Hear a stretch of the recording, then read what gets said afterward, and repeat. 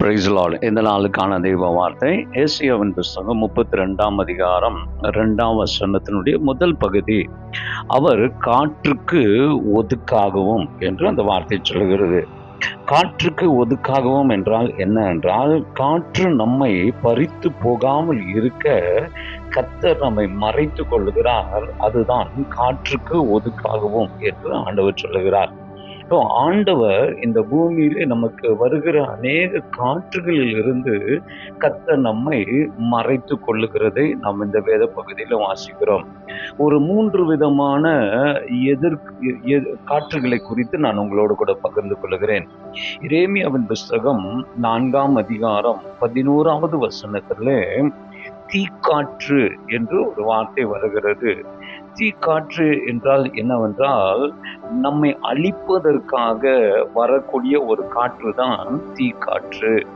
ஆனால் தேவன் நம்மை அழிக்காதபடிக்கு, அந்த தீக்காற்றினாலே நாம் அழிந்து போகாதபடிக்கு கர்த்தர் நம்மை காத்து கொள்ளுகிறவராயிருக்கிறார். உங்களையும் என்னையும் அழிக்கணும் என்று நினைக்கிற எல்லா எதிர் வல்லமைகளிலிருந்து கர்த்தர் நம்மை காப்பாற்றுவாராக. 2வது ஏசாயா 21ஆம் அதிகாரம் 1வது வசனத்திலே சுழல் காற்று என்று நாம் பார்க்கிறோம். ஒரு பிரச்சனை நம்மை சுற்றி சுற்றி வந்து கொண்டே இருக்கும் என்றால் அதுதான் சுழல் காற்று. ஆனால் கர்த்தரின் பலன் என்பதை அவர் காண்பித்து, கர்த்தர் ஒதுங்கும் நிழலா எனக்கு மாறுகிறவராய் இருக்கிறார். ஸ்தோத்திரம். நீதிமொழிகள் 10ஆம் அதிகாரம் 25வது வசனத்திலே கர்த்தர் எப்படி காப்பாற்றுகிறார் என்று ஆண்டவர் சொல்லும் போது, நம்முடைய அஸ்திபாரத்தை உறுதிப்படுத்தி நம்மை சுழற்றும் போது கர்த்தர் நம்மை காப்பாற்றுகிறார் என்று நாம் அங்கே பார்க்கிறவர்களா இருக்கிறோம்.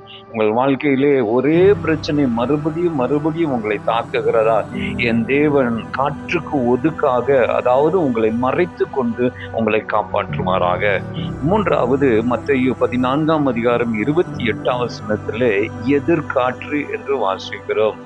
எதை செய்தாலும் ஒரு எதிர்காற்று நமக்கு இருக்கிறது.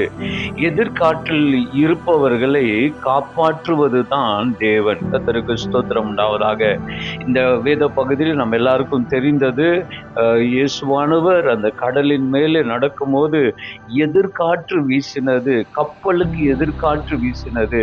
ஆனால் கர்த்தர் அந்த எதிர்காற்றை, எதிர்த்து வருகிற காற்றை கர்த்தர் அடக்கி ஒரு அமைதலை கர்த்தர் உண்டாக்குகிறதை நாம் பார்க்கிறோம். யாருக்கும் செய்யாததை உங்களுக்கும் எனக்கும் நிச்சயமாய் செய்வார். நமக்கு விரோதமாய் இருக்கிற எதிர்காற்றுகள், எதிர் வல்லமைகள் எல்லாவற்றையும் முறியடிக்கிற ஆண்டவர் நம்மோடு கூட இருக்கிறார். நிச்சயமாகவே இப்படிப்பட்ட எல்லா காற்றிலிருந்து கர்த்தர் உங்களை மறைத்து கொள்வாராக. நீங்கள் மறைக்கப்படுவீர்களாக. God bless you.